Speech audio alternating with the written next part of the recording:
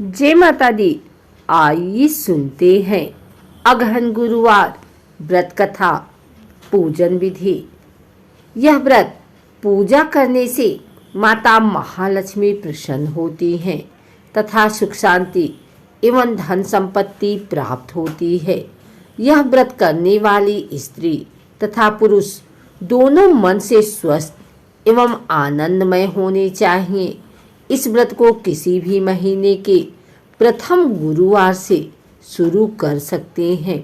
विधि नियम अनुसार हर गुरुवार को महालक्ष्मी व्रत करें। श्री महालक्ष्मी की व्रत कथा को पढ़ें। लगातार 8 गुरुवार को व्रत पालन करने पर अंतिम गुरुवार को समापन करें। वैसे यह व्रत पूजा पूरे वर्ष भर भी कर सकते हैं। पूरे वर्ष भर हर गुरुवार को देवी की प्रतिमा या फोटो के सामने बैठकर व्रत कथा को सुने। शेष गुरुवार के दिन 8 सुहागिनों या कुंवारी कन्याओं को आमंत्रित कर उन्हें सबके साथ पीढ़ा या आसन पर बिठाकर श्री महालक्ष्मी का रूप समझकर हल्दी कुमकुम लगाएं। पूजा की समाप्ति पर फल प्रसाद वितरण करें तथा इस कथा की एक प्रति उन्हें देकर नमस्कार करें। केवल नारी ही नहीं अपितु पुरुष भी यह पूजा कर सकते हैं।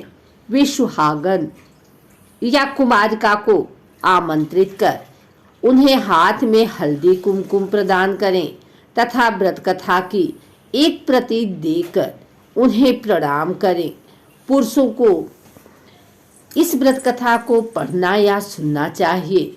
जिस दिन व्रत हो उपवास करें, दूध फलाहार करें, खाली पेट न रहें। रात को भोजन से पहले देवी को भोग लगाएं एवं परिवार के साथ भोजन करें। पद्म पुराण में यह व्रत गृहस्थ जनों के लिए बताया गया है। इस पूजा को पति पत्नी मिलकर कर सकते हैं। अगर किसी कारण में पूजा में बाधा आए तो औरों से पूजा करवा लेनी चाहिए, पर खुद उपवास अवश्य करें। उस गुरुवार को गिनती में न लें। अगर किसी दूसरी पूजा का उपवास गुरुवार को आए तो भी यह पूजा की जा सकती है। दिन या रात में भी पूजा की जा सकती है। दिन में उपवास करें तथा रात में पूजा के बाद भोजन कर लें। इस व्रत कथा को सुनने के लिए अपने आस पड़ोस के लोगों को, रिश्तेदारों को तथा घर के लोगों को बुलाए। व्रत कथा को पढ़ते समय शांति तथा एकाग्रता बरतें। अगहन के पहले गुरुवार को व्रत शुरू करें तथा अंतिम गुरुवार को उसका समापन करें। अगर माह में 5 गुरुवार आए तो 5 गुरुवार को उस दिन अमावस्या या पूर्णिमा तो भी पूजा करें। श्री महालक्ष्मी देवी की स्थापना एवं पूजन विधि। इस पूजा को करने के लिए किसी ब्राह्मण पुरोहित की आवश्यकता नहीं है। हर कोई अपनी भक्ति से पूजा कर सकते हैं।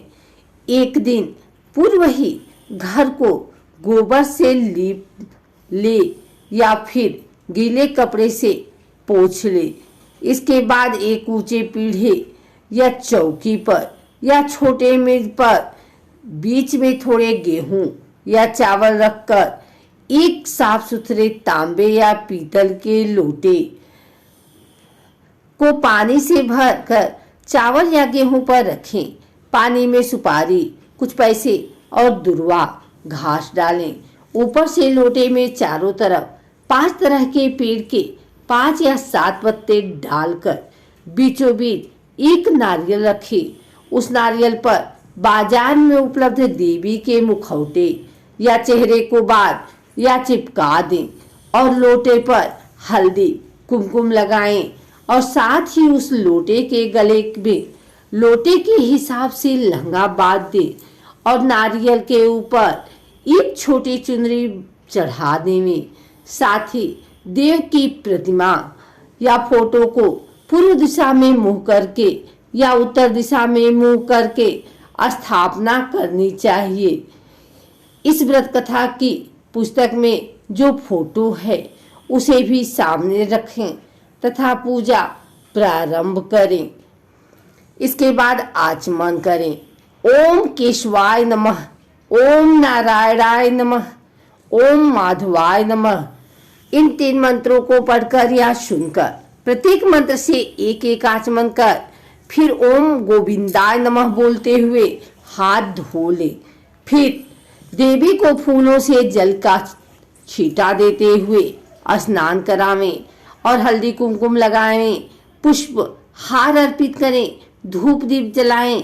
फिर इसके बाद भोग लगाकर महालक्ष्मी व्रत के महात्म्य का पाठ करें। शुरू में महालक्ष्मी नमन अष्टांग का पाठ करें। फिर देवी को प्रणाम कर कथा का पाठ करें। कथा की समाप्ति पर देवी की आरती तथा फिर से प्रणाम करें। ओम रात को फिर देवी की पूजा करें, मिष्ठान को भोग लगाएं तथा गौ माता के लिए भी अन्न रखें और दूसरे दिन सुबह माता को उनका हिस्सा अर्पित करें। इसके बाद परिवारजनों के सदस्यों के साथ मिलकर भोजन करें। दूसरे दिन सुबह स्नान करके पेड़ के पत्तों को निकले और घर से अलग अलग जगह रखें। पानी को समुद्र, नदी, तालाब, कुएं या तुलसी की क्यारी में डाल दें। जिस जगह पूजा की हो वहां हल्दी कुमकुम छिड़क कर 3 बार प्रणाम करें। इस प्रकार महीने के हर गुरुवार को करें। मार्गशीर्ष अगहन मास के 4 गुरुवार होते हैं, चारों और 5 हो तो 5 को इसी प्रकार पूजन करें। पद्म पुराण में कहा गया है कि जो व्यक्ति हर वर्ष श्री महालक्ष्मी जी का यह व्रत करेगा उसे सुख सौभाग्य एवं धन संपत्ति का लाभ होगा। कुछ लोग इसे केसरी व्रत भी कहते हैं, परंतु इस व्रत में किसी खास रंग के परिधान की कोई जरूरत नहीं है। इसके अलावा महालक्ष्मी मंत्र, चालीसा, आरती इत्यादि का पाठ भी करना चाहिए। पूजन सामग्री 1 नारियल पानी वाला, 1 सुपारी, 1 हल्दी की गांठ, 1 रुपया या कोई सोने चांदी का सिक्का कलश में डालने के लिए, 1 पाट चौकी या छोटा टेबल, 1 स्वच्छ धुला हुआ वस्त्र पाटा या चौकी पर बिछाने के लिए 1 कलश जिस पर नारियल की स्थापना हो सके, 5 प्रकार के फल, 5 पेड़ों के पत्ते, बरगद, पीपल, आम, अशोक, पाकड़ या जो भी बड़े पत्ते मिल जाएं। आइए सुनते हैं महालक्ष्मी व्रत कथा।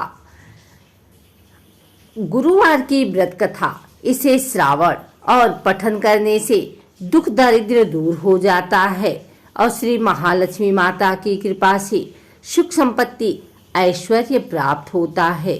मन की इच्छा पूरी होती है। महालक्ष्मी माता की अनेक रूप तथा नाम है।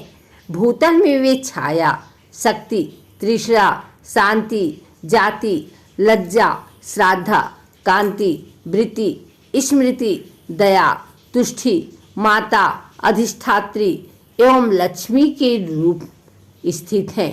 उन्हें प्रणाम करते हैं। कैलाश पर्वत पर पार्वती, क्षीर सागर में सिंधु कन्या, स्वर्गलोक में महालक्ष्मी, भूलोक में लक्ष्मी, ब्रह्मलोक में सावित्री, ग्वालों में राधिका, वृंदावन में रासेश्वरी, चंदन वन में चंद्रा, चंपक वन में गिरजा, पदवन में पद्मा, मालती में मालती, कुंदन वन में कूदंती, केतकी वन में सुशीला, कंदम वन में कंदमाला, राजप्रसाद में राजलक्ष्मी और घर घर में गृहलक्ष्मी इन विभिन्न नामों से पहचानी जाती हैं। इस तरह सर्वथा चारों ओर सर्वभूत में सुपरिचित माता श्री महालक्ष्मी की यह कथा अब हम इसका श्रवण पठन करेंगे। भारतवर्ष के सौराष्ट्र देश में द्वापर युग की यह कहानी हुई। सौराष्ट्र में उस समय भदस्वा नामक राजा थे। वे बड़े पराक्रमी थे। वे 4 वेद, 6 शास्त्र, 18 पुराणों की उन्हें ज्ञान था। उनकी रानी का नाम सूरत चंद्रिका था। रानी दिखने में सुंदर और सुलक्षणा थी तथा पतिव्रता थी। उन दोनों को 7 पुत्र तथा उसके पास एक कन्या का वरदान मिला था। कन्या का नाम श्यामबाला था। एक बार महालक्ष्मी जी के मन में आया कि जाकर उस राजा के राजप्रसाद में रहें, इससे राजा को दुगनी धन दौलत की प्राप्ति होगी और वह इस धन दौलत से अपनी प्रजा को और सुख दे पाएगा। गरीब के घर आकर रहें और उसे धन दौलत प्राप्त हो जाए तो वह स्वार्थी की तरह केवल अपने ऊपर की खर्च करेगा। यह सोचकर कि श्री महालक्ष्मी जी बूढ़ी ब्राह्मण स्त्री का रूप धारण किया, हाथ में लाठी लिए लाठी के सहारे रानी के द्वार तक पहुंची। यद्यपि उन्होंने बूढ़ी औरत का रूप धारण किया था, पर उनके चेहरे पर देवी का तेज था। उन्हें देखते ही एक दासी सामने आई। उसने इनका नाम धाम काम धर्म पूछ डाला। वृद्ध ब्राह्मण का रूप धारित माता लक्ष्मी ने कहा, बालिके, मेरा नाम कमला है, मेरे पति का नाम भुवनेश्वर है, हम द्वारका में रहते हैं। तुम्हारी रानी पिछले जन्म में एक वैश्य की पत्नी थी। वह वैश्य गरीब था। दारिद्र्य के कारण हर रोज घर में झगड़े होते थे तथा उसका पति रोज उसे मारता था। इन बातों से तंग आकर वह घर छोड़कर चली गई तथा वन जंगल में खाली पेट भटकने लगी। उसकी इस दुर्दशा पर मुझे दया आई, तब मैंने उसे सुख संपत्ति देने वाले श्री महालक्ष्मी की कथा सुनाई। मेरे कहने पर उसने श्री महालक्ष्मी का व्रत किया। श्री महालक्ष्मी व्रत से प्रसन्न हुई, उसकी गरीबी दूर हुई, उसका घर संसार दौलत संतति संपत्ति से भर गया। बाद में पति पत्नी दोनों पर लोक सिधारे। लक्ष्मी व्रत करने के कारण लक्ष्मी लोक में रहे। उन्हें जितनी साल महालक्ष्मी का व्रत किया उतने हजारों साल उन्हें सुख भोग मिला। इस जन्म में उनका जन्म राजघराने में हुआ है, परंतु वह श्री महालक्ष्मी का व्रत करना भूल गई हैं।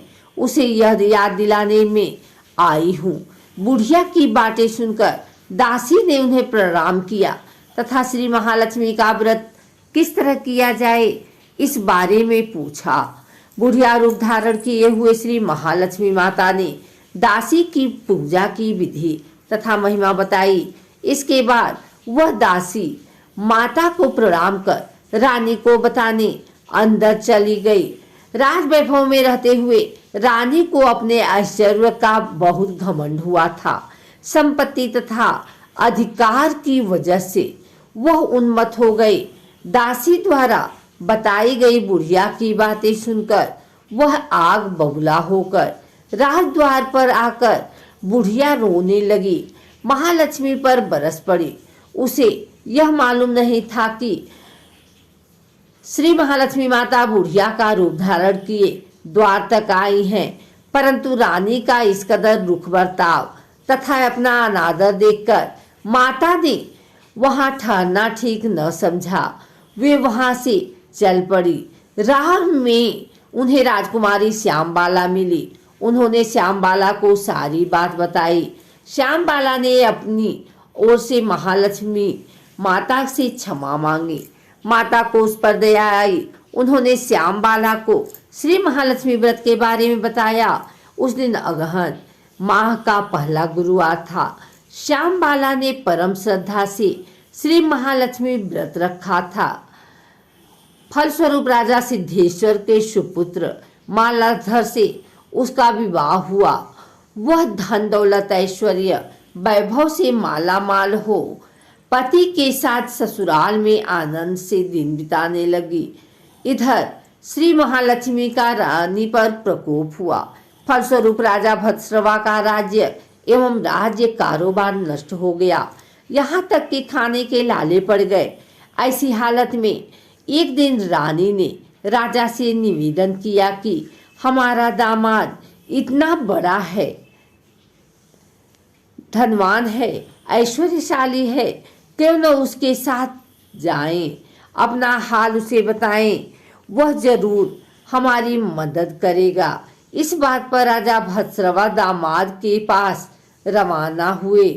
राज्य में पहुंचा, एक तालाब के किनारे थोड़ी देर विश्राम के लिए ठहरे। तालाब से पानी लेते आते जाते दासियों ने देखा। उन्होंने विनम्रता से उनकी पूछताछ की। जब उन्हें यह मालूम हुआ कि वे रानी श्यामबाला के पिता हैं, तो दौड़ते हुए जाकर उन्होंने रानी को सारी बात बताई। रानी ने दासी के हाथ अपराजित भोजन करे बड़े ठाठ से उनका स्वागत तथा आदर सत्कार किया, खान पान करवाया। जब भी लौटने लगे तो सोने की मोहरों से भरा घड़ा दिया। राजा भद्रसवा जब वापस लौटे तो उन्हें देखकर रानी सूरजचंद्र का खुश हुई। उन्होंने सोने की मोहरों से भरे घड़े का मुंह खोल दिया, पर हाय भगवान, घड़े में धन के बदले कोयले मिले। यह सब श्री महालक्ष्मी के प्रकोप से हुआ था। इस प्रकार दुर्दशा में और कई दिन बीत गए। इस बार रानी स्वयं अपनी कन्या के पास गई। वह दिन अगहन माह का अंतिम गुरुवार था। श्री महालक्ष्मी व्रत किया, पूजा की, अपनी माता से भी व्रत करवाया। इसके बाद रानी अपने घर आई।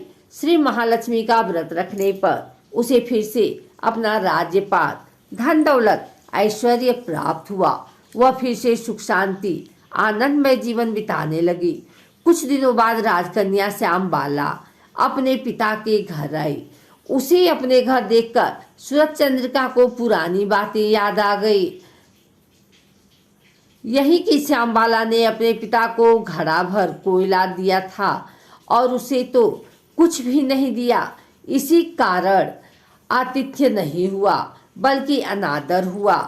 पर उसने इस बात का बुरा नहीं माना। अपने घर लौटते समय उसने पिता के घर से थोड़ा नमक ले लिया।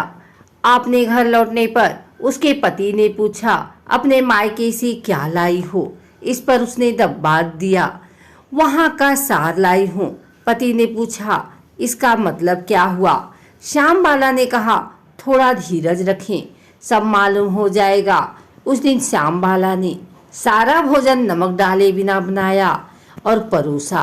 पति ने खाया, खाना और चखा। सारा खाना नमक बिना था, इसलिए स्वाद न आया। फिर श्यामबाला ने थाली में नमक डाला, इससे सारा भोजन स्वादिष्ट लगने लगा।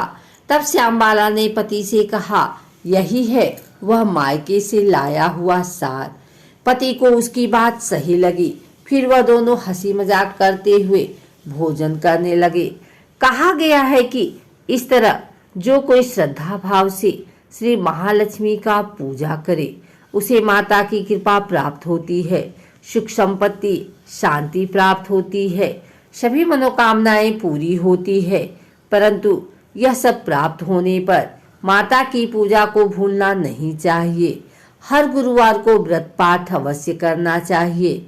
इस तरह श्री महालक्ष्मी की महिमा भक्तों की मनोकामना पूरी करती है।